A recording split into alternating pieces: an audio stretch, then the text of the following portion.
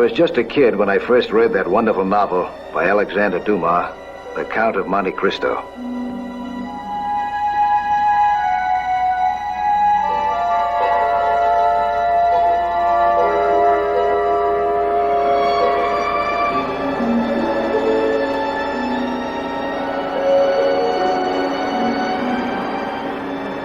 There was one episode that I could never forget.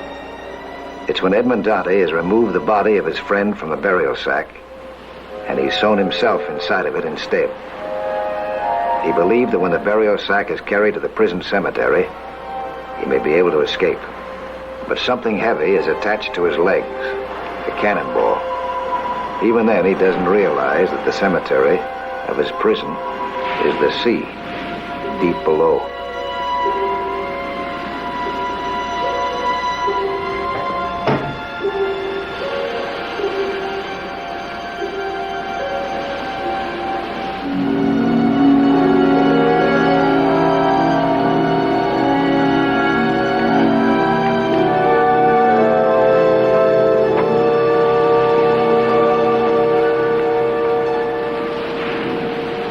Unexpectedly, he feels himself being swung back and forth, and then being carried down into the sea inside the sack, which can become his shroud. But in my wildest nightmares, I never thought a day would come when it would be me inside that burial sack.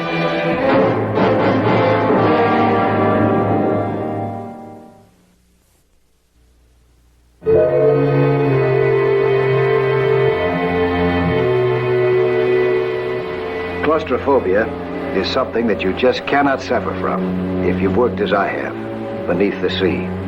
And I've been in some pretty confined places, too, that'd give almost anyone claustrophobia. I've been closed up inside of a two-man sub with hardly room to move. I've been in a natural tunnel deep in an underwater rock, so narrow in places that I could barely squeeze through. And once I spent a full hour encased in an underwater pipeline. But never have I felt the full terror of claustrophobia myself until that experience inside the burial sack.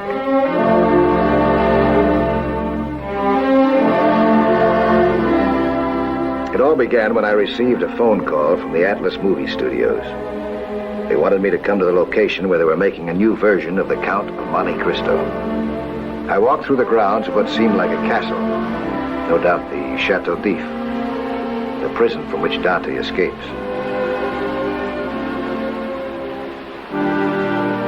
Then down below, I spotted the company on the beach, busy photographing a scene. The man that I was looking for would be down there.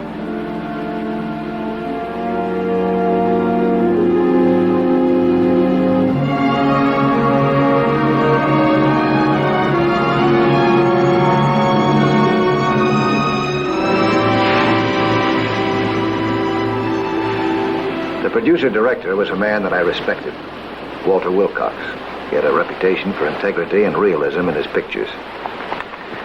Mike, I want to try something different with the aid of underwater photography. When that burial sack goes down into the sea, I want the audience to go right down into the sea with it. I want the audience to be able to look at this man underwater, fighting his way out of that sack. I want to shoot this scene in the sea itself, with your help. That sounds great. Want me to double your star, huh? Well, maybe he does, but I don't. Well, this is our star, Bill Hill. Hill? Excuse me, this is our leading lady, Laura Pepper. You're excused. Just leave him here. You want to watch out for her, Mike. Oh, this is Mr. Hill's secretary and stand-in, Mr. Mercer, Mike Nelson. Mr. Nelson. Mr. Mercer. Mr. Hill thinks he's perfectly capable of doing this stunt himself. In that, Bill, we disagree. Walter, that's part of my box office, remember? I do my own stunts, and I'm going to do this one. What I'd like of you, Mr. Nelson, is to train me and then be my safety man when I try it. Well, we can argue that point later. Maybe this stunt can't be done safely at all. We'll have to find that out first. And Mike, that'll be up to you. You want to take it on? Please do it, Mr. Nelson. Well, if the Count of Monte Cristo could do it, I don't see why I can't. Sounds like a lot of fun.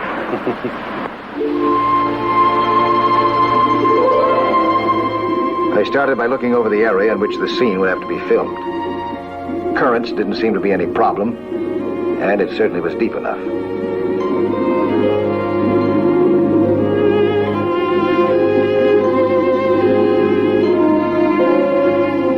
I took regular readings on a light meter. The water had the clarity needed to permit excellent photography.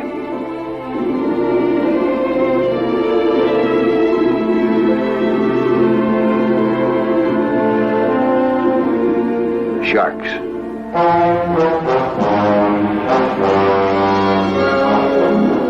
I made a mental note to recommend that the cameraman should work from inside a cage.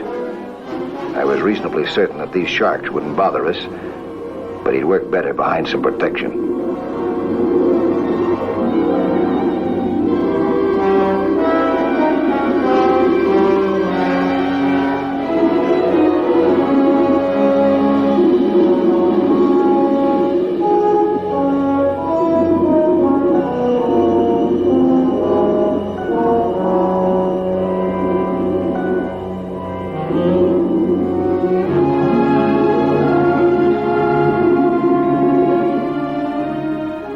Altogether, everything seemed to be satisfactory. But the big question still was unanswered. Whether a man inside that burial sack could cut himself out in time to escape drowning, or sharks, or anything else that might happen. There was one way to find out. Try it myself. That would be next.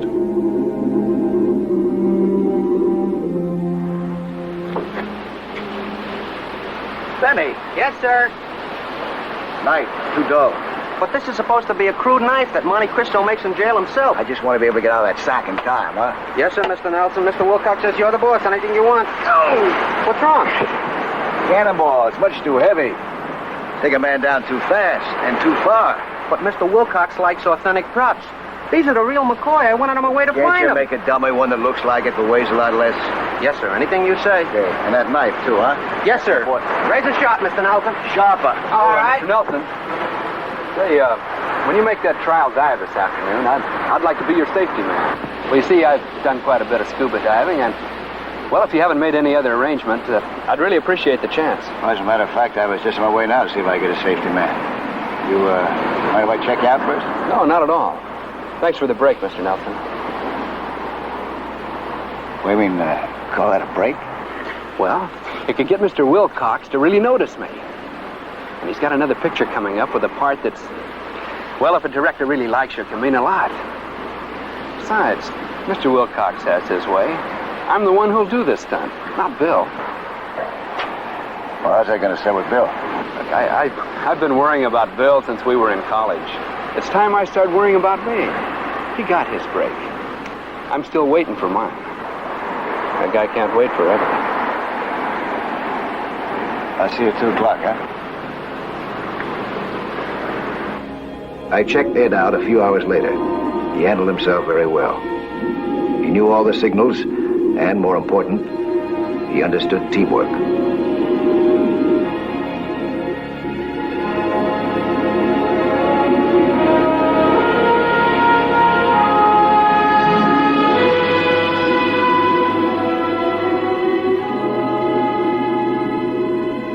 Being underwater for a prolonged period didn't seem to bother him at all, but I wanted to make sure. I tried him out on a sharp turn to see whether his reflexes had become sluggish or had been affected in any way, but he just ate it up.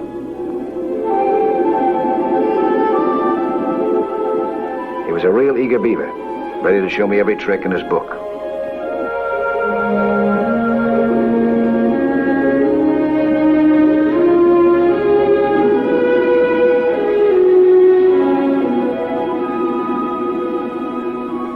He wanted to keep right on. I finally had to stop him before we ran out of air.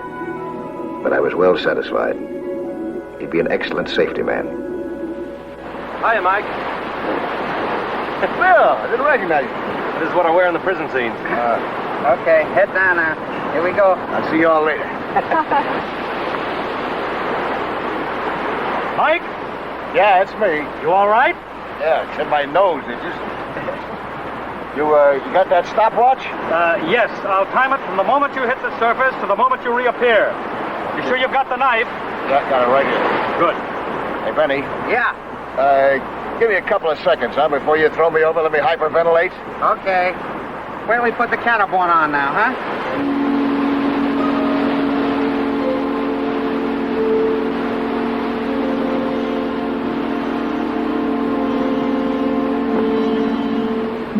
He acted as my safety man. He took his position at 50 feet.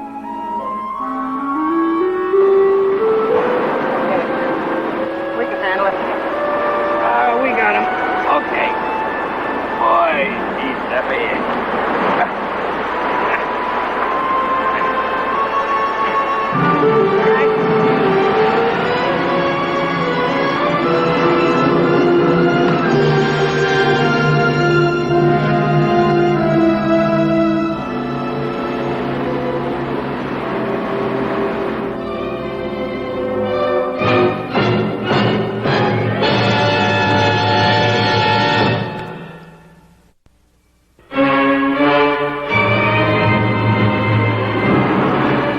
Director and his crew were counting the seconds anxiously while I made myself the guinea pig in an underwater test. It was to see whether a man sewn into a loose sack with a cannonball tied to his legs could hold his breath, cut himself free, and reach the surface before blacking out.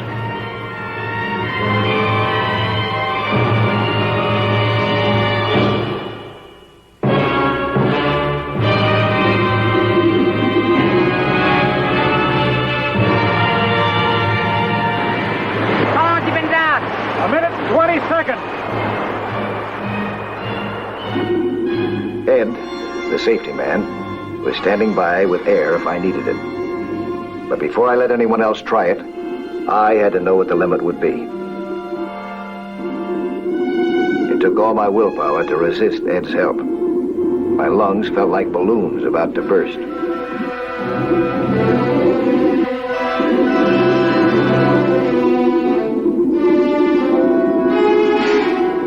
I had made it.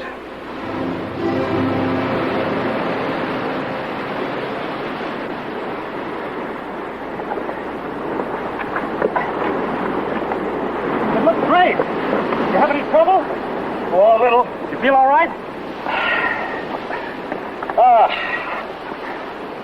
What was my time? It was an eternity. I thought you'd never come up. That's much too long. I lost my knife, for one thing. Gotta tie this down, Benny. All right, tie the knife down, right. To the wrist, huh? Okay. A couple other things like that need to be done before I can let your man get out of that sacking, but, your stunt can be done. It'll work. Good. How many more rehearsals do you think you'll need before we can shoot it? Just one more ought to do it. But I'm going to be the safety man from now on. I figure the man who really does a stunt ought to have at least one rehearsal inside of that sacking before you take it. What do you say? Well, I think so, too. Who's that man going to be? Ed, can you be ready for the dress rehearsal by tomorrow morning? Yeah. The assistant will give you both a definite call.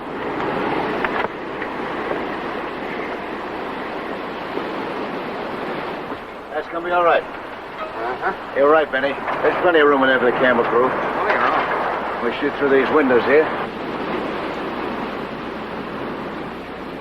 Ed, I've made up my mind about this stunt. I've just got too much at stake to let anybody else do it. I've been telling the press for weeks now that nobody'd be in that sacking but me, and that's who it's got to be. Thought this was settled.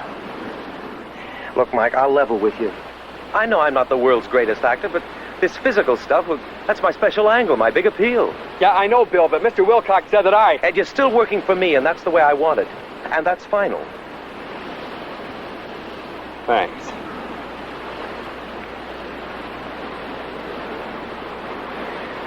Because Ed told you that this was his big opportunity, And I suppose he told you in the last 2 years I've gotten him no less than 3 screen tests, and he muffed them all. Ask anybody in the crew. Ask Benny. It's true. He just hasn't got what it takes. Now, this stunt is still my responsibility, you know. Mike, I've got a proposition for you. I want to try it. If I foul up or you say I'm too slow, whatever, I'll accept it. Word of honor. No, I don't know, Bill. Mr. Wilcox will never forgive me. You'll be there as safety man. What could go wrong? If you don't pass the tests, I tell you to forget all about it. There'll be no arguments with me or with Mr. Wilcox. Not another word. But you got to carry a diving lung in that sack with you. Okay? It's a deal.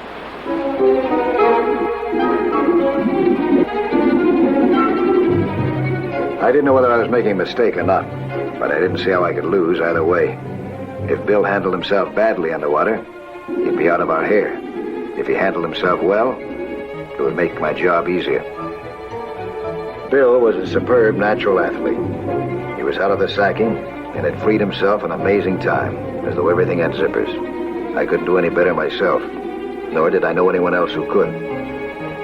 Bill could be sure that I'd give him the highest marks. He was counting on that in his showdown with the director, and it was a showdown. Walter, you know I'm not trying to be temperamental. I'm just trying to do the same thing you are. Make a better, more exploitable picture. We can't shoot it today anyway. So what happens tomorrow? Do I do it then? Walter? Look, supposing something happens to you down there. Nothing's going to happen to me. Mike will be there with me. Why don't you leave it up to him? I'll go along with anything he says, but just ask him.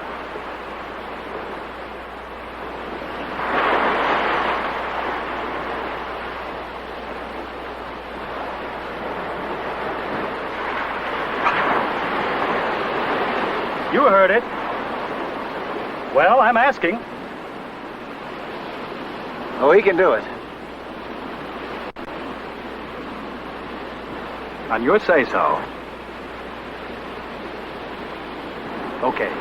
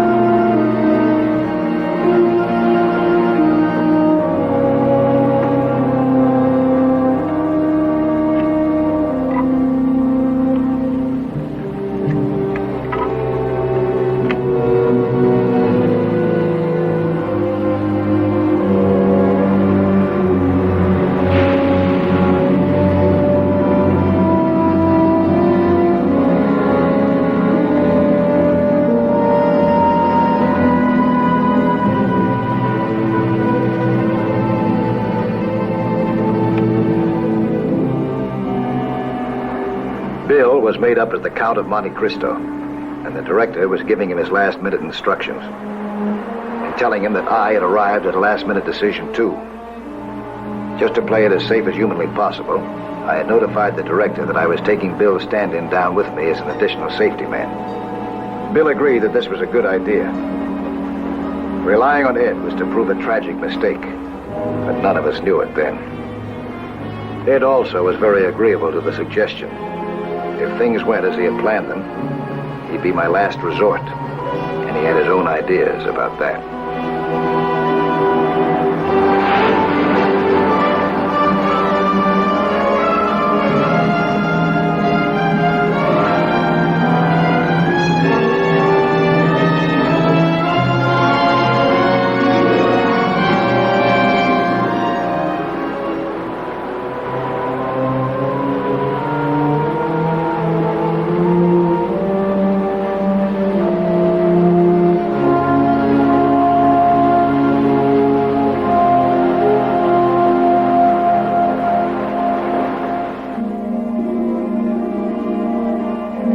I directed Ed toward the position that I wanted him to take as the reserve safety man.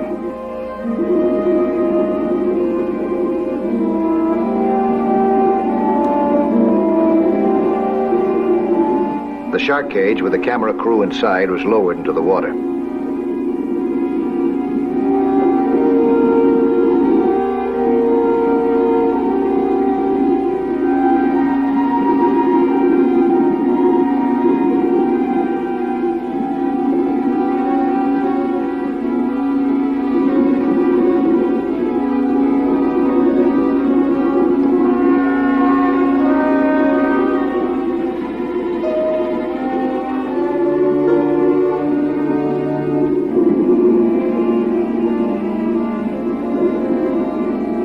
cameraman released a marker, a signal that they were all set. After that, things moved fast.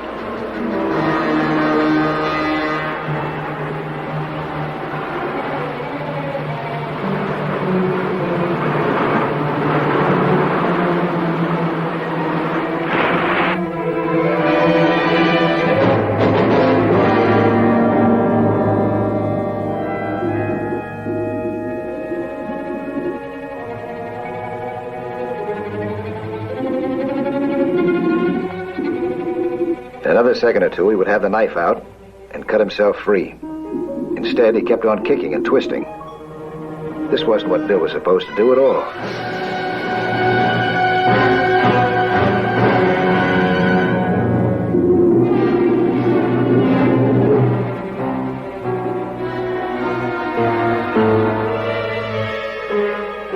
I thought at first that Bill was acting, prolonging it for the sake of the drama. It was logical.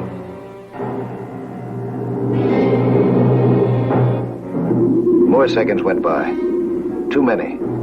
Precious seconds. I waited until I could wait no longer. In I went.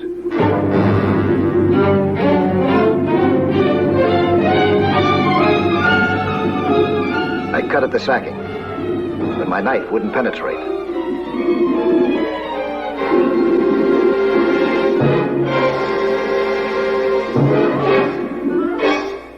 I realized that somehow I had the wrong knife.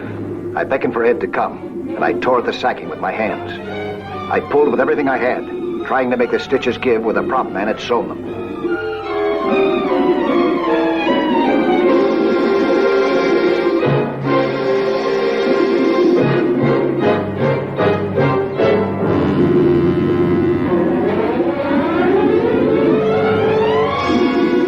I signaled to Ed again.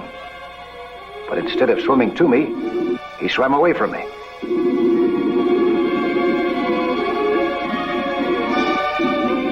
Then the sacking parted.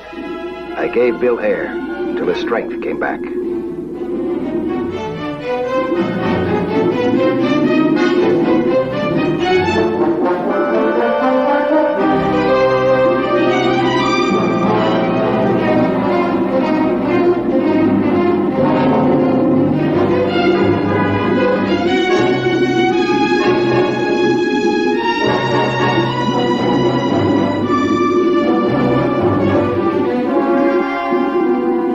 Cannonball from his legs.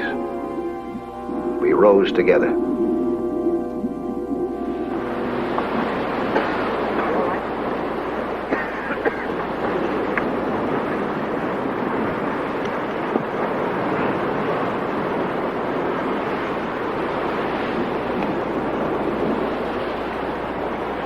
What happened to you down there when I needed you? Well, I guess I panicked. I'm sorry, Mike. Did you get our knives mixed up? No. What do you mean? Let me see it.